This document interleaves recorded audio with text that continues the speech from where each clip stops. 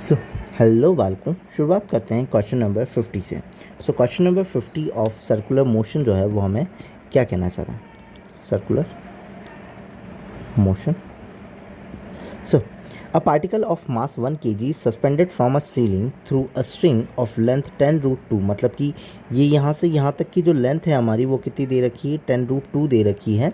And the particle move in a horizontal circle, find its time period. ठीक है, अब 10 ये √2 है और ये एंगल 90 होता है, तो कब आता है? जब ये भी 10 हो और ये भी क्या हो? 10 हो, तभी 10√2 आता है। तो इतना करने की वैसे भी ज़रूरत नहीं थी।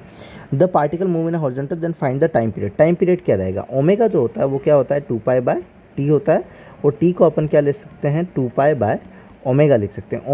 ओमेगा दैट मीन्स कि अपन को एंगुलर वेलोसिटी चाहिए। एंगुलर स्पीड के लिए अपन को क्या करना पड़ेगा? एक्चुअली में इसका एफबीडी ड्रॉ करना पड़ेगा। अगर सारी चीज़ें हटाऊँ तो यहाँ पे रेडियस जो थी वो अपन ने फाइंड कर ली थी। रेडियस भी कितनी हो जाएगी? 10 हो जाएगी, और ये वाली लेंथ भी 10 हो जाएगी। ऐसी कोई इशू है नहीं।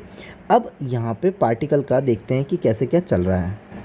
सो एंगुलर स्पीड के लिए क्या करना पड़ेगा? एफबीडी को ड्रॉ करते हैं। मान लेते हैं ये सर्कुलर पॉइंट है, और तो ये कहीं ना कहीं इसकी तरफ, भाई ये खिंचा कौन रहा है? भाई ये स्ट्रिंग खिंचा रही है, तो यहाँ पे क्या लग रही होगी? टेंशन लग रही होगी। और ये वर्टिकल से एंगल दिया हुआ है कितना? 45। सो ये z बन रहा है, तो ये एंगल कितना हो जाएगा? 45 डिग्री हो जाएगा। अब इसके कंपोनेंट करूँ, भाई टेंशन इधर जा रही है तो टेंशन के कंपोनेंट करूँगा तो ये हो जाएगा t cos थीटा, और इधर लगने लग जाएगा t sin थीटा। अब इस पार्टिकल के ऊपर कहीं ना कहीं नीचे की तरफ फोर्स लग रहा होगा, जो कि सब पार्टिकल के ऊपर लगेगा, जो कि क्या होगा? mg के बराबर होगा। मतलब कि ये जो पार्टिकल है इसका नीचे की तरफ फोर्स लग रहा होगा क्या? mg। और अगर ये घूम रहा है तो बाहर की तरफ सेंट्रीफ्यूगल फोर्स, ठीक है, जो कि सेंट्रीपिटल फोर्स के बराबर होगा, जो कि mv²/r होगा। और यहाँ पे ऊपर की तरफ टेंशन लग रही होगी, और टेंशन के कंपोनेंट करोगे तो t cos थीटा, और इधर आ जाएगा t sin थीटा। तो इधर कौन सा आ रहा है? mv²/r। अब रख देते हैं दोनों को, सारे ही इक्वल है, इक्वेटरी पुट कर देते हैं। t sin theta is equal to mv²/r, एंड t cos theta is equal to में mg हो जाएगा। तो mg में यहाँ लिख लेता हूँ, m से m कैंसिल आउट हो जाएगा। t sin theta cos theta is what? t sin theta cos theta is what? tan theta.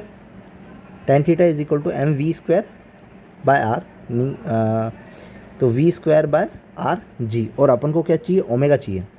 और tan थीटा को क्या पुट करूँ भाई? tan 45, ये 45 डिग्री, tan 45 की वैल्यू कितनी होती है? 1 होती है। ठीक है, so R ji is equal to में v² with v equals to omega R होता है। सो v को भी ओपन कर देता हूँ, तो r ji is equal to omega square r square. एक आर से एक आर कैंसिल आउट हो जाएगा, तो ओमेगा स्क्वायर की जो वैल्यू आई वो कितनी आई? ओमेगा स्क्वायर, हाँ ठीक है, omega square. So omega square की वैल्यू क्या आई? ओमेगा स्क्वायर की वैल्यू आई है g/r। So g/r is the omega. Now सबकी वैल्यू पुट आउट कर लेंगे, तो ओमेगा स्क्वायर क्या हो जाएगा? √g/r। जी की वैल्यू क्या हो जाएगी अपनी? 10, और r रेडियस कितनी दे रखी है? रेडियस भी है 10, और ये कितना हो जाएगा? 1, और 1 का रूट कितना होगा? 1, तो ओमेगा कितना आया? 1।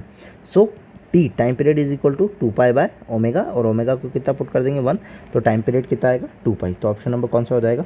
फर्स्ट हो जाएगा। नॉर्मली सिंपल है, एफबीडी क्रिएट करो, एफबीडी में जो दिख रहा है वो तुम्हें वो भर दो, और उससे जो चाहिए वो निकाल लो, और सिंपली क्वेश्चन सॉल्व हो जाएगा। नॉर्मल है। If you like then subscribe. Thank you.